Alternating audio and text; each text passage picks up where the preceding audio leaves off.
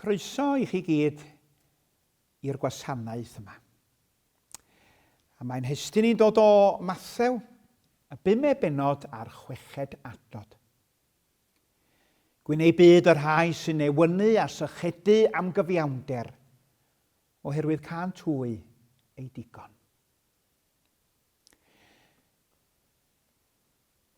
Rhai ohonoch chi wedi clywed am y crwydryn John Price, rhai ohonoch chi'n ei gofio fo'n crwydro'r wlad, cymeriad unigryw. A mi fydda fo'n crwydro llawer o gwmpas y wlad yn bydda, a mynd i lawer iawn o ffermdau, oedd o'n gwybod lle i fynd. Ac yn aml iawn, y peth cyntaf fydda John yn gofyn amdano fo fydda bechdan, ac oedd o'n gofyn yn ei ffordd unigryw ei hun. A gwraig y ffarm yn gwneud bechdan iddo fo, wedi teunu menyn yn dew ar y fechdan. Ac yn aml iawn, meddan nhw, John yn cymryd rhyw chwartar y fechdan, a wedyn wrth fynd, taflu y gweddill dros ben clawdd. Mae'r rhaid nad oedd John Price yn llwglyd iawn bob amser. Faint o weithiau pan mae'n nesáu at amser bwyd, yda ni wedi clywed rhywun yn dweud fel hyn, neu wedi dweud yn hunan, dwi'n barod am anghynio. Dwi ar lwgu. Y ffaith amdani yw yn hanner ola ar 20 ganrif ac wedyn, chydig o bobl yn yr rhan orllewinol o'n byd, awyr beth yw hi i fod wirioneddol ar lwgu. Cofiwch, mae yna rhai eithriadau yn anffodus o fewn ein cymunedau sydd yn llwgu. Ond mae'n debyg i bod nhw yn y lleiafrif. Ond pan da chi'n meddwl am rhannau o'n byd ni, mae'r stori yn wahanol. A hefyd roedd y stori yn wahanol yng nghyfnod yr Iesu. Cyflog rhywun dosbarth gweithio'r adeg honno yn gyfystyr â 10 ceiniog yn yn harian ni heddiw. Ond hyd yn oed yr adeg honno, doedd 10 ceiniog ddim yn mynd yn bell o gwbl. Dyn dosbarth gweithiol a'i deulu yng nghyfnod yr Iesu, dwi'n deall, yn bwyta cig ryw unwaith y pythefnos os hynny. A doedd diodda o ddiffyg bwyd, diffyg maes, ddim yn rhywbeth anghyffredin yr oes honno o gwbl. Ac roedd hi yr un mor wir wrth geisio diod, wrth geisio gael eich disychedu yng nghyfnod yr Iesu. Doedd o ddim yn fatar o droi tap ymlaen ac oedd, a faint fynyr o ddŵr glân yn llifo allan. Roedd rhaid teithio yn bell iawn weithiau, i'r ffynon gosa i nôl pwcedaid o ddŵr. Doedd y dŵr yna ddim bob amser yn lân. A weithiau roedd y cronfa dŵr wedi sychu, dim byd. Felly, roedd y newyn mae'r Iesu yn cyfeirio ato yn y gwynfyda. Ddim yn rhywbeth sy'n cael ei leddfu gyda rhyw snacan ganol bora. A'r sychad mae'n sôn amdano fo, ddim am gael ei ddiwallu gyda phanad bach sydyn. Na wrth gyfeirio at newyn a syched am gyfiawnder. Sôn mae pregethwr mawr y gwynfyda. Sôn mae'r Iesu am berson sy'n newynu a sychedu hyd at lewig am degwch yn yn byd ni. Roedd hi'n brynhawn tesog o haf a'r gynulleidfa yn cael ein anodd i gadw'n effro. Mae yna ambell i oedfa felly weithiau, yn does? A phan ddechreuodd 2 neu 3 o aelodau ddechrau rhyw slymbrian a nodio i ffwr. Dyma'r pregethwr yn dweud gan godi lais. Wel, medda fo, os da chi am dynnu'r shutters i lawr, dwi na am gael siop hefyd. a cau'r Beibl yn glep. A hynny yn ddigon i ddeffro'r gynulleidfa'n sydyn iawn. Mae'r stori fach ddoniol honno yn fatgoffa o hanes fy hen nain o Ddimbych. Ymhell yn ei 90 ac yn parhau i fynychu capal Seion yn hop dre Dimbych. Doedd o'm yn bell o'i chartra. Yn naturiol a hisar oed oedd hi, bydda Sioncyn Cwsg yn dod heibio nain weithiau yn ystod y bregas. Dim oherwydd ansawdd y pregethwr o gwbl, cofiwch, ond oherwydd ei hoed a'i chyflwr ynde. Beth bynnag, un Sul, dyma'r pregethwr yn dechrau traethu, dechrau pregethu. A nain, ei bod hi'n trio peidio, yn dechrau cael llygaid, a chysgodd yn drymach nag arfer digwydd bod. Ond mae'n amlwg bod synwyr digrifwch hiwmor yn perthyn i'r pregethwr yma. Oherwydd ar ddiwedd o'r oedfa, dyma fo'n mynd at un o'r blaenoriaid a meddai gyda gwen ar ei wyneb. Wel, medda fo, o'n i'n gwybod yn iawn mod i'n boring. O'n i'n gwybod mod i'n boring. Ond o'n i'n meddwl mod i mor boring a hynna, medda fo. Mae syrthni difaterwch wedi placio'r eglwys erioed dros y canrifoedd, fel pob sefydliad arall o ran hynny. Ond yn y gwynfyda, mae'r Iesu'n ein cymell yn dair i ddeffro. I ddeffro i ddyhau am gyfiawnder. Nid i ddymuno chwarae teg 1 munud ac anghofio amdano fo munud nesa. Ond dyhau hyd at y lewig. Mae yna wahaniaeth yn does.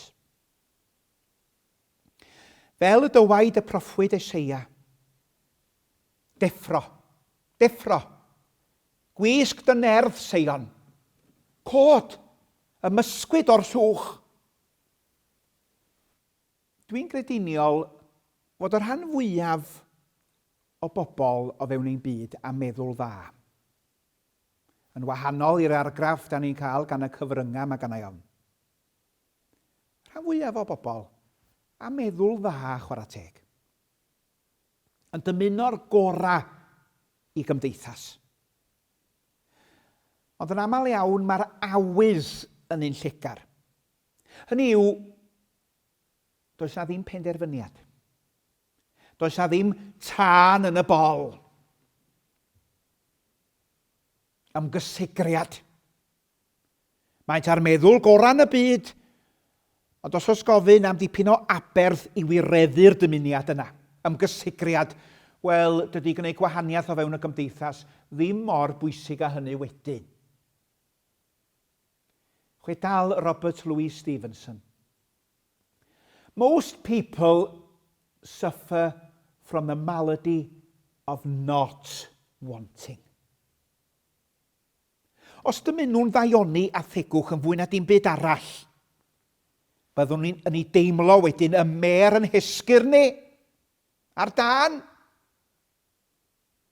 A dyma yn y pen draw sydd yn gwthio'r hyn fyd mae rhyw fymryn yn ei flaen. Gwyn ei byd yr rhai sy'n ewynu a sychedu am gyfiawnder. Oherwydd cant hwy ei digon. Ond ffrindiau, bod ein testyn yn mynnu ymgysigriad 100% agwedd o ddifri. Y cysur yw bod y person sy'n gwynfydedig yw nid y person sy'n llwyddo bob tro i greu y cyfiawnder, ond y sawl sy'n wirioneddol yn dyhau amdana fo o ddifri. Petas a cysur yr adnod hon yn gyfyngedig i'r sawl sy'n llwyddo 100% i greu cyfiawnder ar yr hen ddeiar yma. Wel, ni fiasau yn cysuron ac yn ysbrydoli ryw lawar nesa, oherwydd ffeiledig yda ni. Y gyfrinach yw y dyheu yma. Fel dwedodd William Barclay. If blessedness came only to those who achieved, then none would be blessed. Da ni yn yr eglwysi, yn y cyfnod sydd ohoni, da ni ofn methu gymaint yn fynych iawn. Ofn methu gymaint, fel nad ydyn ni am drio unrhyw beth newydd. Ddim am fentro rhyw fymryn. Pam? Rhag ofn. Ofn methu. Diwedd y dydd, ffrindiau, mae'r Iesu yn ein hadnabod yn well nag ydyn ni'n hadnabod yn hunan, cofiwch. Fe wir yn iawn mae amherffaith ydyn ni. Theiledig ydyn ni. Da ni ddim yn mynd i lwyddo ym mhob ymgais. Ond yr hyn sy'n wirioneddol yn bwysig ganddo ef yw'r hyn sy'n y galon. Y dyheu yma. Os ydyn ni'n llwyddo a'i peidio, wel dyna fo. Ar ddiwedd y dydd, yr hyn sy'n y galon, be da ni'n ei ddymuno? Yn gweledigaeth ni. Dyma sy'n bwysig. H.G. Wells oedd yr un a ddywedodd, a man may be a bad musician and yet still be passionately in love with music. Be sy'n y galon? Y dyheu yma. Gwneud byd yr rhai sy'n ewynu a sychudu am gyfiawnder oherwydd can twy ei digoni. Garddwr profiadol rhyw dro, mewn dipyn oed, bod yn garddio ar hyd i oes. A dyma fo'n edrych ar hen driwal o ganddo fo. Wedi cael o ar ôl ei dad, a hoel y blynyddoedd arna fo'n sicr ddigon. Ac eto i gyd oedd o'n dal i weithio. Ac medda'r garddwr wrth edrych ar y driwal dreiliedig, wedi gweld gwell ddyddiau. Wrth ei gwaith mae arfau yn torri, ynde. Mae gweithwyr gorau'r ne, medda Elfed, yn marw yn ei gwaith. Ia, wrth ei gwaith mae arfau yn torri, wrth ddal ati. Ond mae'r un mor wir, ffrindiau, wrth ei gwaith mae arfau yn gloiwi. Yn gloiwi. Hynny yw, da ni'n ôl i'r dyheu yma tydan. Beth bynnag da ni'n ei feddwl, ar ddiwedd y dydd, nid pwyso am mesur ein llwyddiant, mae'r bod mawr. Ond ein gwneithuriad ni, yr hyn da ni'n di wneud ohono fo, yr hyn sy'n y galon. Wrth ei gwaith mae arfau yn gloiwi. Gwneud byd yr rhai sy'n ewynu a sychudu am gyfiawnder oherwydd can twy ei digon. Fel dwi wedi crybwyll, dihydrwydd, dyma un o elynion penna y gymdeithas fodern heddiw. Dihydrwydd mewn perthynas a iaith, crefydd a chydddyn. Does waith gan rywun am Gymru na'r Gymraeg. Does waith gan rywun am grefydd na chapal. Does waith gan rywun am angen athlodi ein brodyr a'n chwiorydd ym mhob man. Roedd yna hen bregethwr o Fôn Ystalwm, fyddai'n disgrifio y grŵp yma fel pobl y waith gen i. Y canlyniad yw bod y bobl yma mewn rhyw fath o dir neb. Dyn nhw ddim yn gredinwyr nac yn angredinwyr. Dydyn nhw ddim yn ddi-deimlad nac yn hael chwaith. Dydyn nhw ddim yn boeth nac yn oer. Pobl, ydy o'm ots, pobl y waith gen i. Dydy rywun felly ddim yn ddrwg, cofiwch ddim yn ddrwg. A deud y gwir, mae'n rhaid i ni gyd gwylio i lithro i'r categori yma yn hawdd iawn.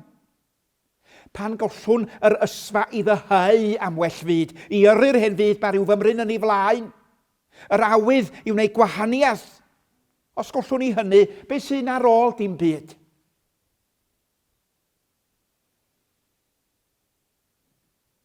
Yn anna dim cariad ydy Duw. Duw cariad yw. Yn ein hirio, yn ein cymell, yn dair, i ymateb i holl brofiadau bywyd.